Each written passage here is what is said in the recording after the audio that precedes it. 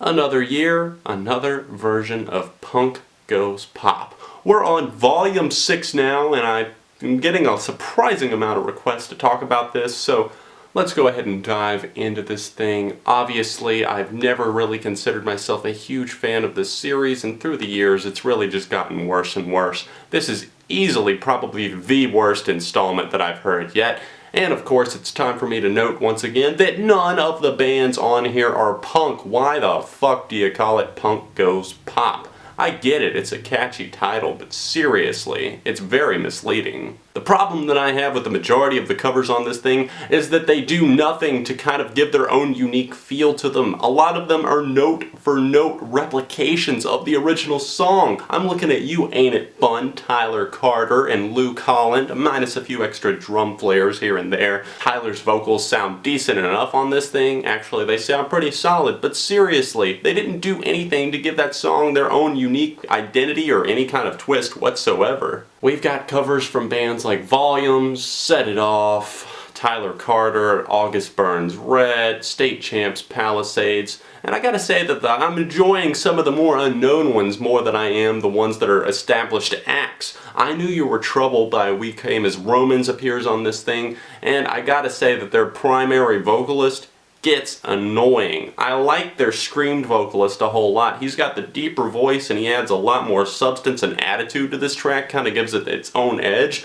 but their other vocalist kind of brings it down for me. That's the problem that I've had with We Came as Romans. I feel like there should be one primary vocalist, and I think that the guy proves that he can do clean and screams, so why is the other guy even necessary? August Burns Red's rendition of Wrecking Ball is like nails on a chalkboard. It sounds terrible to me. I've enjoyed a few August Burns Red tracks here and there, never really considered myself a huge fan, but I feel like they sound worse here than they usually do. This track, Wrecking Ball, really just did not need a screamo cover. I'm not exactly sure why they felt inclined to just go the majority of it just screamed and just kind of just feeling like a forceful tone was flowing all throughout it. I don't know why they felt that would work, but it doesn't. Ocean's 8 Alaska did a cover of Drunk in Love originally by Beyonce and Jay-Z. Not that I was a fan of the original song at all because I think it's stupid as fuck. Graining on that wood and then Beyonce yelling surfboard, surfboard like 3 or 4 times.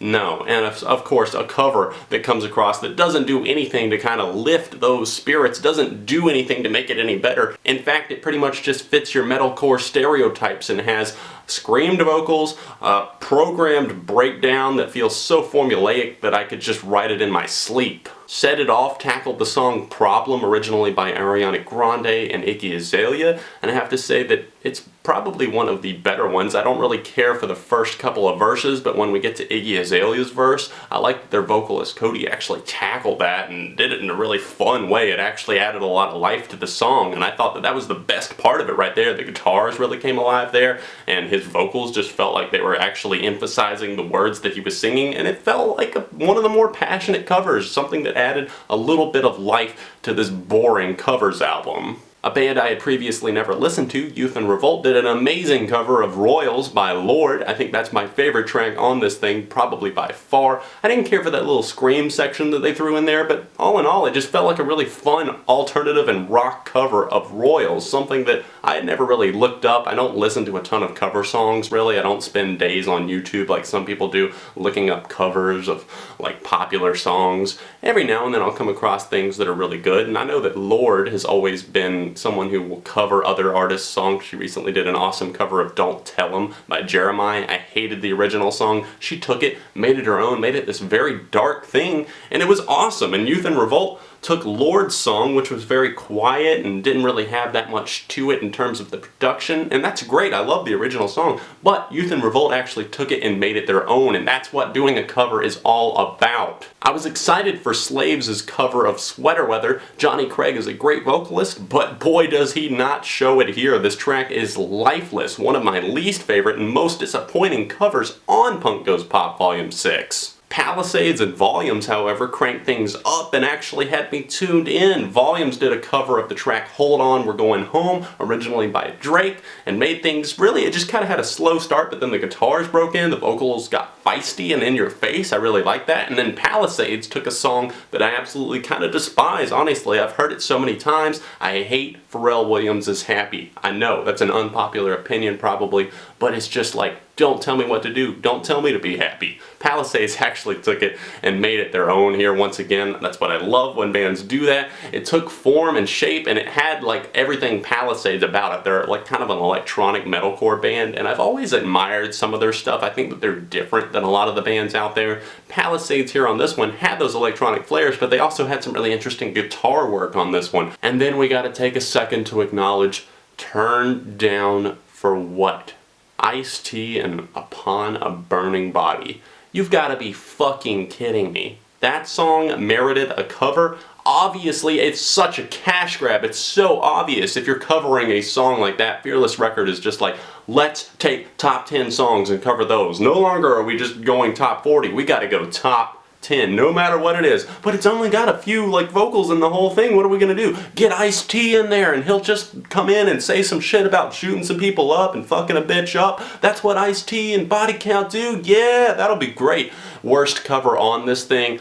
Quite possibly. I'll admit that this thing could have been kind of cool if it was just a guitar-centric song and maybe they had screamed Turn Down for What or something. I don't know. The guitars on it sound alright, but the lyrical content is so unnecessary. Ice-T just feels like one of those guys who is like a lot of talk. I'm sure he's done plenty of stuff in his day, but he talks so much shit. I saw him at the AP Awards, that live stream, and he was just there performing, and his ego is through the roof. It comes through once again with Upon a Burning Body on this track. Not digging it at all. I would recommend not checking it out, honestly. Knuckle Puck's version of Chocolate, I can really just take or leave. State Champs, but Stay the Night, feels pretty much a standard cover song. It's not bad, it's not one of the worst ones on here, and I think their vocalist did a good job of bringing a little bit of intensity to the track, maybe a little bit more emotion from the male perspective rather than a female, so that was kind of interesting because Hayley Williams and Zedd were originally on that track paired together.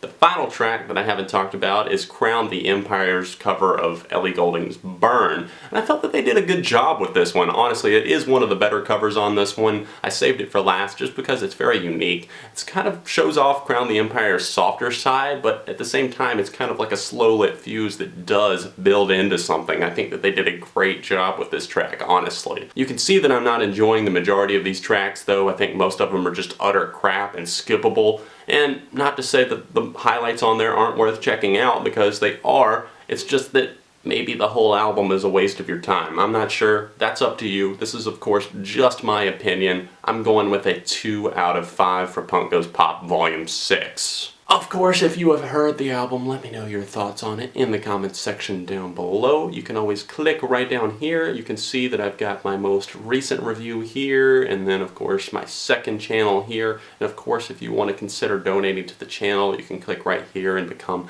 my patron on Patreon, or you can donate through PayPal. Thank you guys so much for supporting the channel, liking the video, sharing it with a friend. I will see you very soon right here on ARTV, Beyond the Reviews.